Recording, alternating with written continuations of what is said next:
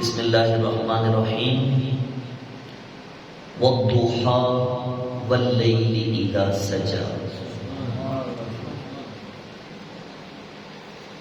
قسم ہے چاشت کی اور قسم ہے رات کی جب وہ پھیل جائے. ما ودعک ربک وما قلی. آپ کے رب نے آپ کو چھوڑا بھی نہیں اور بیزار بھی نہیں ہوا. ان تین آیتوں کا ترجمہ سماعت فرمانے کے بعد اب ذرا شان نزول سماعت کیجیے.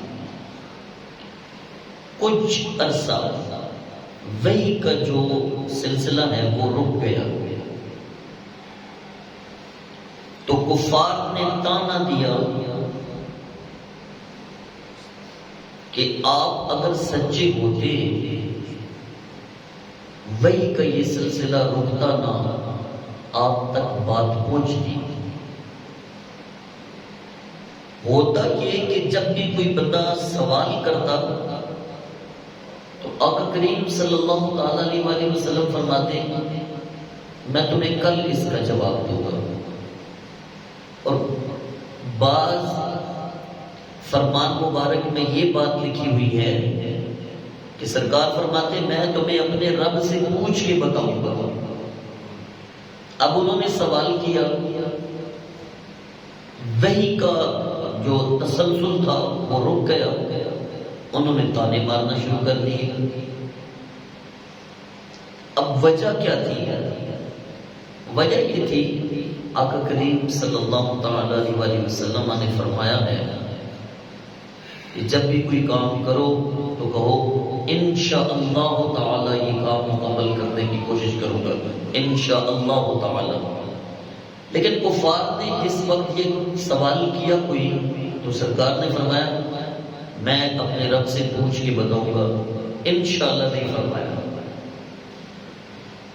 در حقیقت امت کو یہ سبق دینا تھا, لیکن انشاءاللہ نہ کہنے کی وجہ سے جو وحی کا سلسلہ ہے وہ چند دنوں کے لیے مؤخر ہو گیا. اور جو مخالفین ہیں انہیں تو بات چاہیے ہوتی ہے, انہوں نے تو شروع کر دیا.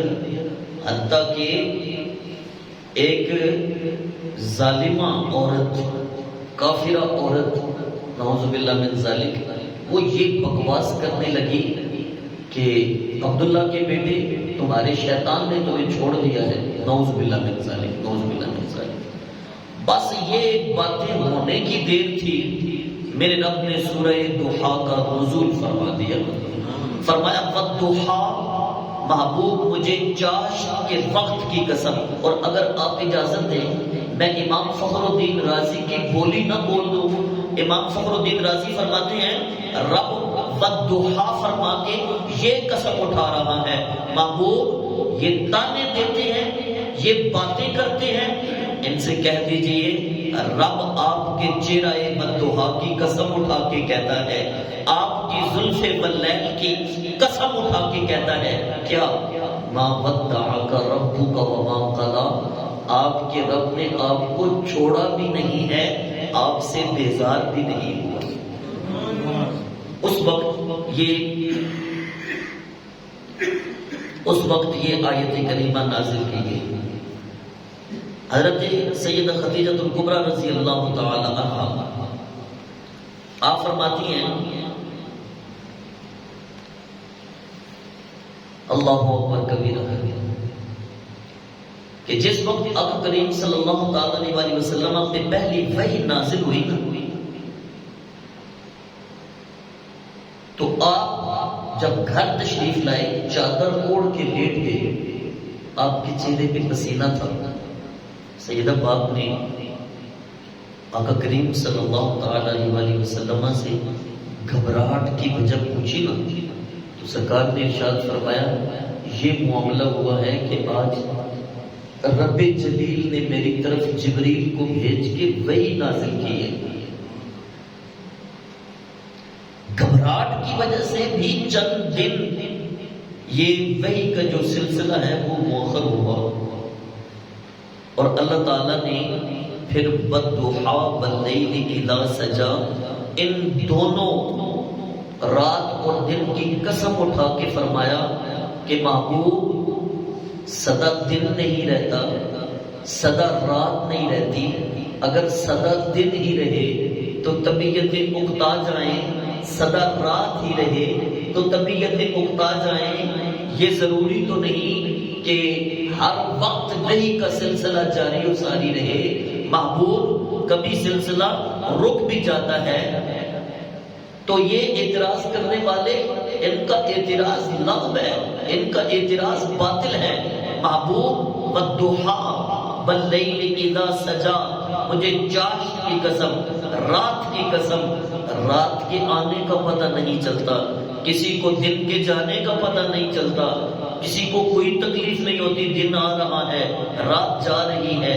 محبوب یہ یکے بعد دیگری دن اور رات کا آنا یہ اس بات کی طرف دلالت کر رہا ہے کہ سدا ایک جیسی بات نہیں رہتی، نہ سدا بچپن رہتا ہے، نہ سدا جوانی رہتی ہے، نہ سدا بڑھاپا رہتا ہے، اور نہ ہی سدا اندھیرا رہتا ہے، نہ ہی جناب سدا باطل رہتا ہے۔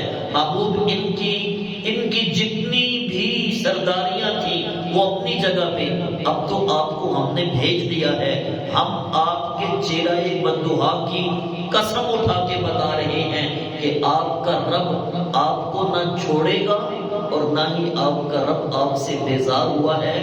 امام اہل سنت نے کیا حسین بات کی تھی کہ ہے کلام الہی میں شمس الضحیٰ، تیرے چہرہ نور فضا کی قسم، قسم شب تار میں راز یہ تھا کہ حبیب کی زلف دوتا کی قسم، وہ خدا نے ہے مرتبہ تجھ کو دیا، نہ کسی کو ملا نہ کسی کو ملے، کوئی تجھ سا ہوا ہے نہ ہوگا شہا، تیرے خالق حسن و ادا کی قسم، اور تیری مسند ناز ہے عرش بری، تیری مسند ناز ہے عرش بری، تیرا محرم راز ہے روح امین، تو ہی سرور ہر دو جہاں ہے شہا، تیرا مثل نہیں خدا کی قسم۔ اور یہی کہتی ہے بلبل باغ جنا کہ رضا کی طرح کوئی سحر بیاں نہیں، ہند میں واصف شاہ خدا، مجھے شوقی طبع رضا کی قسم، ہے کلام الہی میں شمس الضحیٰ، تیرے چہرہ نور فضا کی قسم، قسم شب تار میں راز یہ تھا کہ حبیب کی زلف دوتا کی قسم۔ در حقیقت میرا رب بتانا یہ چاہ رہا تھا کہ میرے حبیب کی شان یہ ہے کہ اگر کوئی اعتراض کر بیٹھے تو میں محبوب کے چہرے کی بھی قسمیں اٹھا لوں، محبوب کی زلفوں کی قسمیں بھی اٹھا لوں۔ اچھا ہوتا یہ ہے جب کوئی بندہ کسی کے اوپر اعتراض کرتا ہے نا، تو جس کے اوپر اعتراض ہوتا ہے اس کو چاہیے کہ وہ قسم اٹھائے، او بھائی میں قسم اٹھاتا ہوں میں نے یہ کام نہیں کیا، کیوں میرے اوپر اعتراض کرتے ہو؟ لیکن رب نے فرمایا محبوب یہ تجھے کہتے ہیں کہ تیرے رب نے تجھے چھوڑ دیا، اب آپ پیچھے ہٹ جائیے، رب خود قسم اٹھا کے بتائے گا ما ودعک ربک وما قلی، رب قسم اٹھاتا ہے کہ رب نے آپ کو نہ چھوڑا ہے نہ آپ سے بیزار ہوا ہے۔ وَلَلْآخِرَةُ خَيْرٌ لَكَ مِنَ الْأُولَىٰ، اور آپ کی یہ جو موجودہ ساعت ہے، یہ جو گھڑی ہے، آنے والی گھڑی اس گھڑی سے زیادہ بہتر ہوگی۔ وَلَلْآخِرَةُ خَيْرٌ لَكَ مِنَ الْأُولَىٰ، اس آیت سے یہ ثابت ہو رہا ہے کہ ذکر نبی کل سے آج اور بھی زیادہ ہوگا۔ لوگ کہتے ہیں نا مہنگائی کا دور ہو گیا، معاشی تنگی ہو گئی ہے، اب میلاد منانے والے، ذکر مصطفیٰ کرنے والے اب ٹھنڈے پڑ جائیں گے، اب کم ہو جائیں گے۔ میں نے کہا بندہ کم ہوتا ہے ہوتا رہے، رب جو اعلان کر رہا ہے محبوب وَلَلْآخِرَةُ خَيْرٌ لَكَ مِنَ الْأُولَىٰ، آپ کی ہر آنے والی گھڑی گزری ہوئی گھڑی سے زیادہ بہتر ہوگی، چاہے جو کچھ بھی ہوگا، لیکن ذکر مصطفیٰ بڑھتا ہی چلا جائے گا، بڑھتا ہی چلا جائے گا۔ وَلَسَوْفَ يُعْطِيكَ رَبُّكَ فَتَرْضَىٰ، بس آج ہم اس آیت پہ اتفاق کر کے بات ختم کرتے ہیں. وَلَسَوْفَ يُؤْتِيكَ رَبُّكَ فَتَرْضَىٰ. محبوب ان قریب آپ کا رب آپ کو اتنا عطا فرمائے گا کہ آپ راضی ہو جائیں گے. آیت دیکھیے، علماء فرماتے ہیں کہ یہ آیت سب سے روح افزا آیت ہے، طبیعت کو چین دینے والی آیت ہے. حدیث پاک سماعت کیجیے. آقا کریم صلی اللہ علیہ وسلم دعا فرما رہے تھے. دعا فرماتے فرماتے حضرت ابراہیم کی دعا مانگی، دعا فرماتے فرماتے حضرت عیسیٰ کی دعا مانگی جو قرآن میں ذکر ہے. فمن تبعنی فإنہ منی. اللہ فضل فرمانا میری اطاعت کرنے والوں پہ، میری اتباع کرنے والوں پہ، میری ذریت پہ. ان تعذبہم فإنہم عبادک. اگر تو اپنے ان بندوں کو عذاب دے تو یہ تیرے بندے ہیں، تیری اپنی مرضی ہے، تو ان کا خالق ہے، تو ان کا مالک ہے، تیرے سامنے ڈانٹ کوئی نہیں. صحابہ فرماتے ہیں حضور ایسی دعائیں فرما رہے تھے نا، تو دعا فرماتے فرماتے فرماتے ہیں اللہ میری امت، اللہ جی میری امت، امت کا کیا بنے گا. اور سرکار رونا شروع ہو گئے، ایسے روئے کہ آنسوؤں سے داڑھی بھیگ گئی اور تڑپ تڑپ کے رب کی بارگاہ میں التجا کرنے لگے. اللہ میری امت کا کیا بنے گا، میری امت کا کیا بنے گا. صحابہ فرماتے ہیں اتنے میں جبریل امی سرکار کی بارگاہ میں آ گئے اور آ کر کے یہ عرض کی کہ رب فرما رہا ہے وَلَسَوْفَ يُؤْتِيكَ رَبُّكَ فَتَرْضَىٰ. محبوب آپ رنجیدہ نہ ہو، پریشان نہ ہو. آپ کی امت کے متعلق ان قریب آپ کا رب آپ کو اتنا عطا فرمائے گا کہ آپ اپنے رب سے راضی ہو جائیں گے. میں کہتا ہوں اس سے بڑی روح افزا آیت ہے ہی کوئی نہیں. حضرت انس کی حدیث نہ سنا دو، مسلم شریف کی حدیث ہے. حضرت انس رضی اللہ تعالیٰ عنہ آپ فرماتے ہیں آقا کریم صلی اللہ علیہ وسلم نے ارشاد فرمایا قیامت والے دن لوگ گروہ در گروہ ہوں گے اور عرض کریں گے پروردگار حساب و کتاب کیوں نہیں شروع کرتا. کر دے، ہم اپنے پسینے میں ڈوب رہے ہیں، اپنے گناہوں کے جو بنڈل ہیں ہم نے اپنے سروں پہ اٹھائے، تھک گئے ہیں. اب ہماری سکت ختم ہو گئی ہے. اور گروہ در گروہ ہو کر آدم کی بارگاہ میں جائیں گے. آدم نبینا آپ فرمائیں گے میرے پاس آج تمہارے لیے کچھ نہیں ہے، کسی اور کے پاس جاؤ. حضرت نوح کے پاس جائیں گے. نوح علیہ السلام فرمائیں گے نہیں آج میرے پاس بھی کچھ نہیں، کسی اور کے پاس جاؤ. حضرت ابراہیم کے پاس جائیں گے. حضرت ابراہیم سے حضرت موسیٰ کے پاس جائیں گے. حضرت موسیٰ کے پاس جائیں گے. سارے نبی سارے رسول کہیں گے آج کسی اور در پہ جاؤ. اللہ بڑے جلال میں ہے، اللہ کی شان جباریت، شان قہاریت اپنے عروج پہ ہے. ہم آج کچھ سوال نہیں کر سکتے، کسی اور در پہ جاؤ.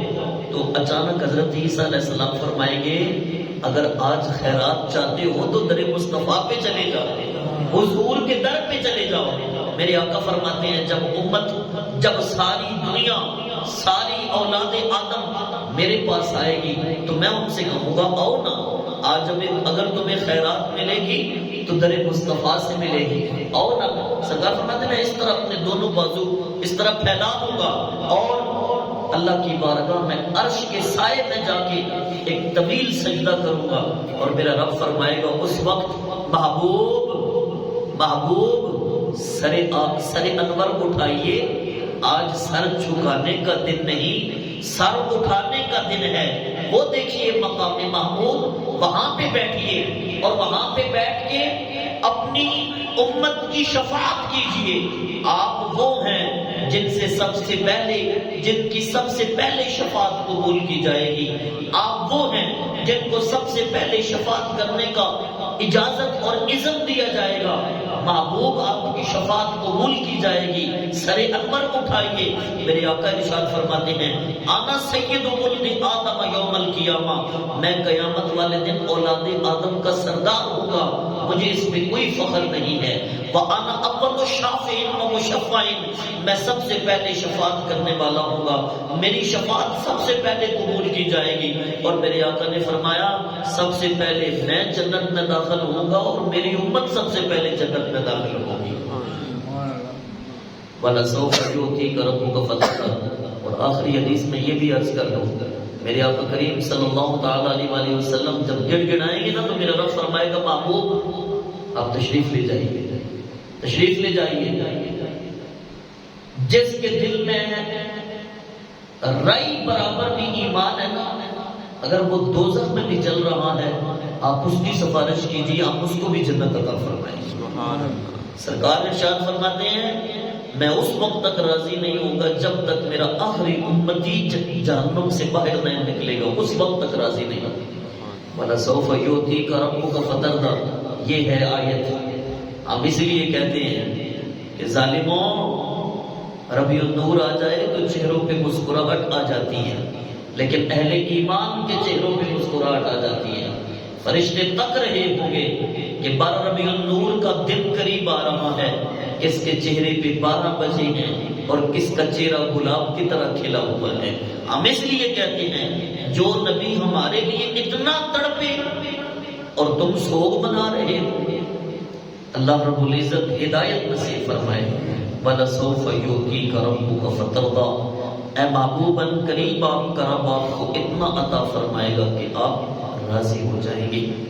یہ جو 2.5 آیتیں باقی ہیں وہ آئندہ نشست میں پڑھنے کی سعادت حاصل کریں گے۔ وَمَا عَلَيْنَا إِلَّا الْبَلَاغُ۔